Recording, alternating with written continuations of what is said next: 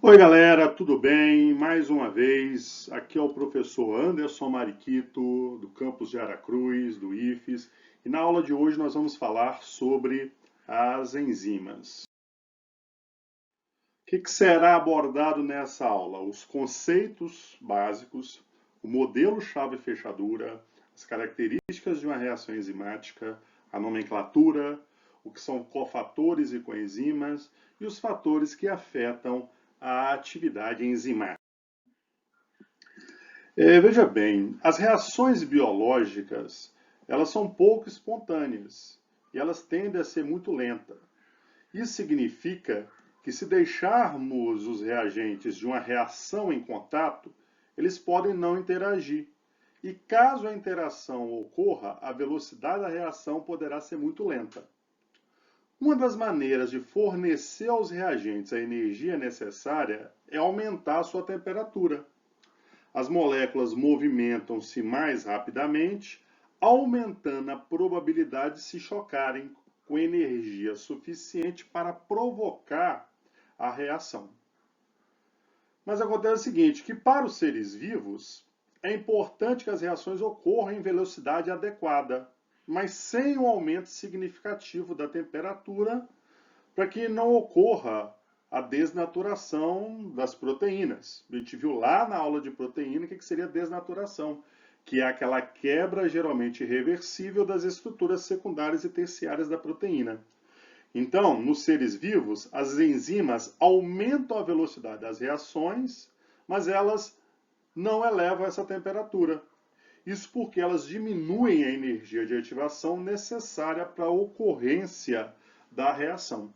Então, o que seriam enzimas? Enzimas, elas são catalisadores biológicos, ou ainda biocatalisadores. Ou ainda, as enzimas, elas seriam proteínas biocatalisadores. E o que seria isso, pessoal? O que seria um catalisador? Catalisadores, elas são substâncias que aumentam a velocidade de determinadas reações químicas e que podem ser recuperadas intactas no final da reação. Então, a enzima, ela não faz parte do produto. A gente vai ver mais adiante quando for falar das características, propriedades das enzimas. Ou ainda, ela é uma molécula polipeptídica, uma proteína, geralmente em grande tamanho, enrolada sobre si mesmo, formando um glóbulo. Então aqui a gente tem exemplo aqui de uma proteína, de uma com atividade enzimática. E muitas vezes a gente ouve falar aí, vários professores de biologia, eu lá na minha época ouvia muito falar o seguinte, que toda enzima ela é uma proteína, toda enzima é uma proteína, mas nem toda proteína é enzima. Pessoal, isso cai por terra a partir do momento que a gente descobre as ribozimas. As ribozimas ela têm atividade enzimática. E a ribosima não é uma proteína, ela não é um polipeptídeo. O que é a ribosina? É um RNA que atua de forma catalítica. Então, atuando como enzima, nós temos as proteínas, os polipeptídeos, e temos essa estrutura que chamamos de ribosima. O que seria essa energia de ativação que a gente está falando aí? O que seria isso? É a energia necessária para que se inicie uma reação química. Então, olha só, nesse gráfico aqui, a gente tem alguns reagentes aqui. Aqui mostra a quantidade de energia aqui, ó. Aqui a gente está mostrando a quantidade de energia necessário para ativar uma reação química sem enzimas. E aqui de azul a gente observa, olha só, diminui muito essa energia de ativação da velocidade enzimática. Muitas vezes essa velocidade aí, pessoal, ela é aumentada em dezenas, centenas, milhares, até milhões de vezes uma reação que ocorre com enzimas em relação àquela reação que ocorre sem enzimas. Então veja bem aqui, ó, nesse esquema bem didático aqui, como que seria o caminho de uma reação? Olha o esforço que tem que acontecer para que ocorra uma reação sem enzimas. Então, muitas vezes, a energia ela não é suficiente para catalisar e para ou que ocorra a reação química. Imagina só, por exemplo, você vai fazer ali um doce de leite, você coloca o quê? Basicamente, é o doce do titio Mariquito. Você coloca açúcar e leite. Se você não colocar no fogo, você pode mexer aquilo ali, mexer, que aquilo ali não vai virar doce de leite nunca. Então a enzima, ela faz isso, ela precisa de pouca energia. Olha só a tranquilidade aqui, ó, mostrada nesse rapaz aqui, carregando aqui essa pedra, mostrando o que? A energia necessária para que ocorra aí uma reação química. Então a enzima ela faz o que? Ela diminui, ela vai estar diminuindo aí essa energia de ativação. Então, de novo, o que é essa energia de ativação? É uma energia mínima para que a reação química aconteça. Então, o que a enzima faz? Ela acelera as reações. E a gente vai observar que isso vai acontecer com um substrato. O que é um substrato? Substrato é uma substância que a enzima vai estar atuando sobre ela. Então nós temos um modelo de atuação que a gente chama aí de modelo chave-fechadura. As enzimas atuam somente em uma ou poucas reações. Então as enzimas elas são bastante o quê? Específicas. Para cada enzima há um determinado substrato, certo? Como se fosse o quê? Lá da sua casa, lá, a chave e a fechadura, né? Cada lá nos seus quartos aí, muito provavelmente, cada chave tem uma fechadura de cada porta de cada quarto diferenciado. É assim que atua a enzima. Essa especificidade, então, da enzima, ela é explicada pelo fato de seu centro ativo se encaixarem corretamente apenas a seus substratos específicos, com a chave que encaixa apenas a sua fechadura. Então a gente está observando aqui, ó, uma enzima sacarase, como se fosse uma mão aqui, ó, e aqui nós temos uma substância que que a enzima vai estar atuando ela, que a gente chama de substrato, que seria a sacarose. Então veja bem, ela encaixa nessa região que a gente chama de centro ativo. Então formou-se aqui, ó, o complexo enzima-substrato, que vai quebrar aqui, nesse exemplo aqui, essa ligação glicosítica, produzindo então a glicose e a frutose. Então vamos lembrar lá de carboidratos que a sacarose ela é um disacarídeo formado por dois monômeros, uma glicose e uma frutose. O que seria então esse centro ativo ou ainda esse sítio ativo? É o local com afinidade catalítica. Exatamente é esse centro aqui, ó, aonde a enzima está se encaixando. Então esse é o modelo mais comum da gente observar, é o modelo mais divulgado, que é chamado de modelo chave-fechadura. Agora existe outro modelo. Existe um modelo que a gente chama de modelo de ajuste induzido. Está aqui, ó. Do lado esquerdo, vamos separar aqui, ó, modelo chave-fechadura, o substrato. Ele encaixou aqui na enzima no seu sítio ativo, que a gente acabou de falar. Formou esse complexo enzima-substrato. Liberou um produto 1, liberou um produto 2. A enzima ela saiu intacta aqui, ó. Daqui a pouco a gente vai voltar a falar disso aqui, ó. A enzima, pessoal, ela não se gasta, ela não faz parte do produto. Então esse modelo do ajuste induzido, ele é um modelo que ele prevê um sítio de ligação não totalmente pré-formado, mas sim moldável à molécula do substrato. A enzima se ajustaria à molécula do substrato na sua presença. Então aqui, ó, eu tenho um sítio ativo da enzima. Aqui o substrato, veja bem, ele não tem esse encaixe perfeito, esse encaixe ali do chave e fechadura que a gente viu aqui, ó. Só que acontece o quê? Ocorre uma conformação do estado de transição. A enzima e os substratos aqui, elas se moldam. Essa estrutura tridimensional dela aqui, ela é moldada. A enzima sai do final do processo intacta, então, de novo, a enzima não se gasta, a enzima não faz parte do produto. Então, aqui eu tenho os dois produtos, o produto P1 e aqui eu tenho o produto P2. Então, a gente tem dois modelos para explicar essa reação, esse centro ativo da reação enzimática, que é o modelo chave-fechadura e é o modelo do ajuste induzido. Então, quais seriam aí as três principais características de uma reação enzimática. Ela é específica, está aqui, ela não faz parte do produto e ela é reversível, geralmente ela é reversível. O que isso significa? Ela é específica, olha só, para cada enzima tem um substrato. Olha só, o encaixe, está aqui uma estrutura tridimensional feita por computador de uma determinada enzima. E veja bem, o substrato ele se encaixa exatamente nesse sítio ativo aqui, ó.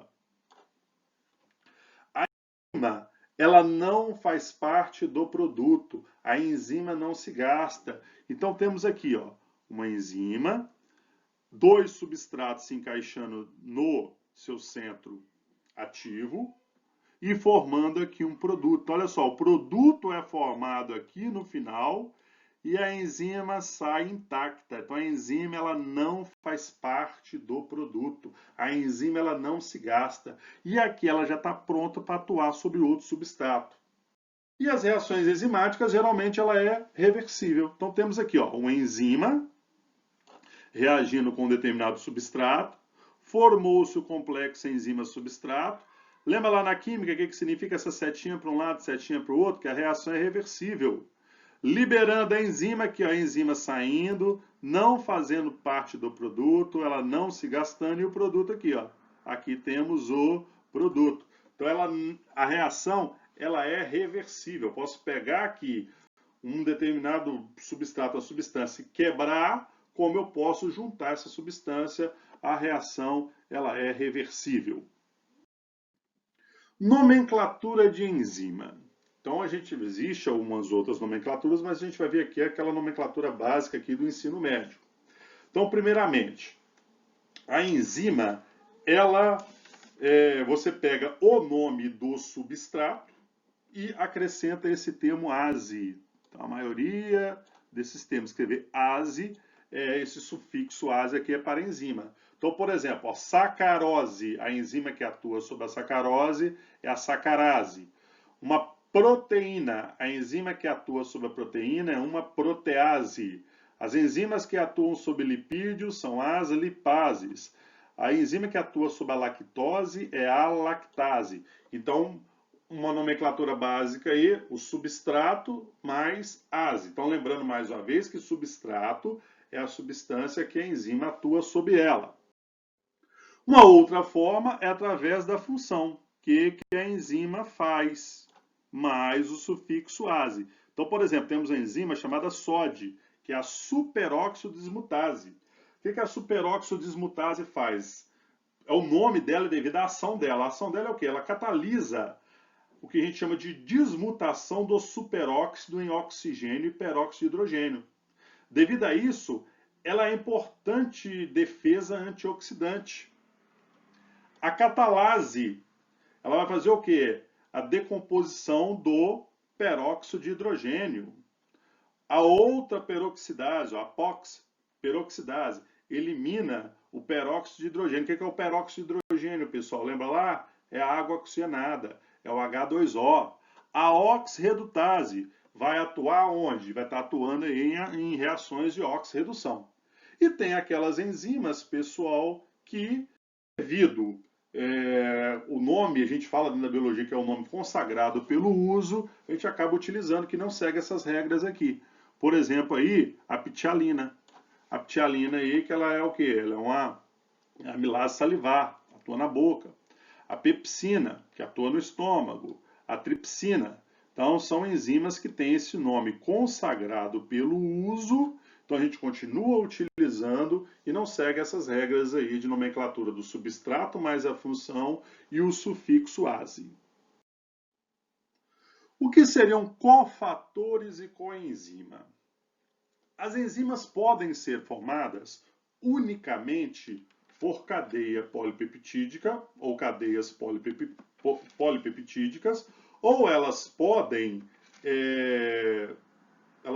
aí, para serem funcionais, ter algum outro tipo aí de componente químico. Então a gente chama o quê? O que seria essa estrutura chamada de apoenzima? Essa apoenzima ela tem que se ligar ao que eu chamo de um cofator, para formar o que eu chamo de uma holoenzima, e aqui eu tenho o sítio ativo onde se encaixa o substrato. O que seria isso, aluno? Vamos lá. A apoenzima, então isso aqui seria o que a gente chama de uma proteína, de uma enzima conjugada, né? Ela tem aí uma parte proteica, que é uma parte inativa. Então essa parte proteica inativa, ela é chamada de apoenzima. A ela vai estar se ligando aí. Então a enzima que completa, né? A enzima ativa, olo, a palavra olo quer dizer total, ela é formada por essa apoenzima mais pelo seu cofator. O que seria o cofator então, pessoal? Esse cofator aqui normalmente ele pode ser aí uma substância inorgânica, pode ser alguns sais minerais, por exemplo. Quando esse cofator ele quando entra como cofator a molécula orgânica, essa estrutura então chamada de quê? Essa estrutura é chamada de coenzima. Então, quando o cofator é uma outra molécula orgânica, a gente chama ela de coenzima. Então, cofator pode ser sais minerais, por exemplo, aí, íons. Coenzima é quando o cofator é uma outra estrutura orgânica. E a holoenzima, então, ela é o quê? Ela é a junção da apoenzima com o cofator ou da apoenzima com a coenzima. Então, a holoenzima é a enzima ativa. Aqui temos o sítio, então, para encaixar aqui este substrato. Ficou claro isso? Então, a apoenzima é a parte proteica inativa. Cofator se encaixa nessa apoenzima ativa, ela que passa a receber o nome de holoenzima. Não podemos confundir com zimogênio. O que é o zimogênio? O zimogênio é quando a enzima ela pode ser sintetizada na célula sem ela estar ativa e ela ser modificada fora da célula. A enzima inativa, então, ela é chamada de zimogênio. Então, simplesmente aqui o quê? É uma enzima sendo ativada. Então, por exemplo, a gente produz o pepsinogênio. Esse pepsinogênio lá no estômago vai ser ativado e passa a receber o nome de pepsina. Então, a enzima ativa, ela é a pepsina. O tripsinogênio, ele é ativado e passa a receber o nome de tripsina. Tripsina, a enzima ativa. O quimiotripsinogênio é a enzima inativa, o zimogênio. Quando ele é ativado, ele passa a receber o nome de quimiotripsina. E às vezes a gente pode ver esses nomes assim como PRO. Antes, a procarboxipeptidase, por exemplo, é a enzima, é o zimogênio inativo, e quando ele é ativado, passa a receber o nome de carboxipeptidase.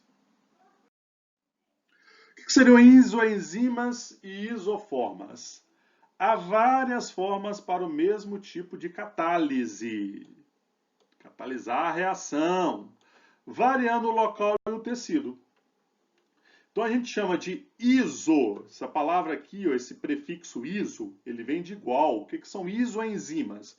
São formas originadas durante a tradução. Então lembra lá da síntese proteica, né? Isoformas é quando essas formas são originadas após o processo de tradução. Alguns fatores então aí que vão estar afetando a velocidade da reação enzimática. Então, primeiramente é a concentração de substrato. Então, lembrando o que, pessoal? Lembrando que substrato é a substância, então vamos grifar aqui, ó, substrato, é a substância que a enzima está atuando sobre ela, né?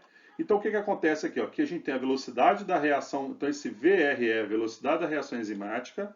Então, aqui a gente tem a velocidade da reação enzimática pela concentração de substrato. Então, o que acontece no início, pessoal? Quanto mais substrato nós temos, maior vai ser a velocidade da reação enzimática. Até que chega um limiar aqui, pessoal. Esse limiar chamamos de quê? De ponto de saturação. Então, a partir desse momento, o processo, essa velocidade, ela fica o quê? Ela fica uma velocidade constante. Então, quanto mais substrato, maior a velocidade da reação enzimática, até um limiar, até esse ponto de saturação. A temperatura também vai estar influenciando na velocidade da reação enzimática. Então, temperatura ótima para a maioria das enzimas humanas aí, elas estão em torno aqui, um pouco antes aqui de 40. E o que nós temos? Esse ponto aqui em cima, ó, esse ponto aqui nós chamamos de quê? Esse ponto aqui nós chamamos de ponto máximo. Ou ponto ótimo. É quando a temperatura é ótima, por exemplo, aqui em torno, um pouco menos de 40 graus para enzimas humanas, e aqui, ó, temperatura ótima para enzimas de bactérias extremófilas, que vivem em fontes termais. Então, ó, quase 80 graus aqui, ó. Então, para cada organismo aí, né, mamíferos de uma maneira geral aí, é um pouco antes aí de 40 graus. E o que acontece, pessoal? Nós vimos lá em proteínas a desnaturação. O que acontece se aumentar demais essa temperatura? Vai ocorrer um processo, então, de quê? De desnaturação. A quebra das estruturas terciárias e secundárias de uma proteína, ela perde a sua estrutura tridimensional e acaba perdendo a sua função. Então, olha só, a queda da velocidade aqui, ó, brusca. Tá vendo? Por quê? Porque a partir desse ponto ótimo aqui, ocorre o processo de desnaturação. O pH também ele vai estar influenciando na velocidade da reação enzimática. Então, novamente aqui, ó, um pH ótimo aqui, ó, velocidade da reação enzimática e aqui o pH. Então, cada tipo de enzima aí tem um pH ideal para ela estar atuando. Então, cada enzima tem o seu ótimo da atividade, um determinado pH. Então, alterações no pH do meio podem provocar desnaturação e, consequentemente, inativação. Então, aqui, ó, desnaturando. Então, por exemplo, as lipases no estômago atuam no pH entre 4 e 5. Lipase do pâncreas, 8. A pepsina entre 1,5 e 1,6. A tripsina entre 7,8 e 8,7. A urease, 7. A maltase, 6,5 a 6,8. A amilase pancreática, entre 6,7 e 7.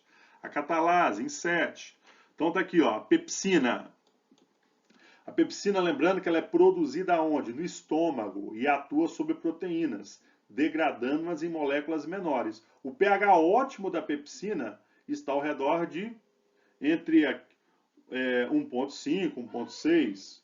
Atuando, portanto, esse meio aqui é um meio ácido. Lembra, ó, em torno de 7 aqui, o pH ele é neutro. Abaixo de 7, o pH é ácido, acima aqui de 7 é um pH básico. Olha aqui a tripsina. A tripsina está atuando em pH o quê? Básico. Ela é produzida no pâncreas e ela é lançada lá no duodeno, onde participa da degradação de proteínas que não foram digeridas no estômago. O pH ótimo da tripsina ali está em torno de 8, atuando, portanto, em quê? Em meio básico. E aqui a amilase salivar em torno de 7, atuando na boca aí, um pH aí neutro. Então seriam os... Então a reação ela é irreversível, ocorre quando o inibidor se liga covalentemente ao sítio ativo ou ao sítio alostérico, importante para o funcionamento. A enzima, olha só, pessoal, ocorreu aqui uma ligação, ocorre essa ligação, beleza? Está aqui, ó, o local aonde o substrato se encaixaria, mas a substância inibidora entrou aqui, ó. A substância está inibindo, então a enzima, ela não, o substrato não consegue se encaixar aqui, ó. E a enzima perde, então, a sua função. Ela pode ser reversível, competitiva. O que é reversível competitiva? É quando a inibição na qual o inibidor é capaz de ligar-se reversivelmente ao mesmo sítio no qual o substrato se liga. Então tá aqui, ó. Tá aqui o inibidor, ele se encaixou aqui, ó. Encaixou nessa estrutura e aqui o substrato não consegue se encaixar mais. E finalmente a gente tem a reversível não competitiva. A não competitiva, o inibidor se liga a sítios diferentes do substrato e impede a ação da enzima. Então tá aqui, ó, o inibidor não competitivo, ele se encaixou nessa região aqui, ó, a gente chama de essa região alostérica. Então quando isso aqui acontece, veja bem, mudou a conformação espacial da enzima, o substrato não consegue se encaixar mais. Por isso, então, que ela é não competitiva. Então, apesar dela inibir, ela não está competindo com o substrato. Então, eu espero que vocês tenham entendido aí, espero que tenham gostado. Um bom dia, bons estudos para todos.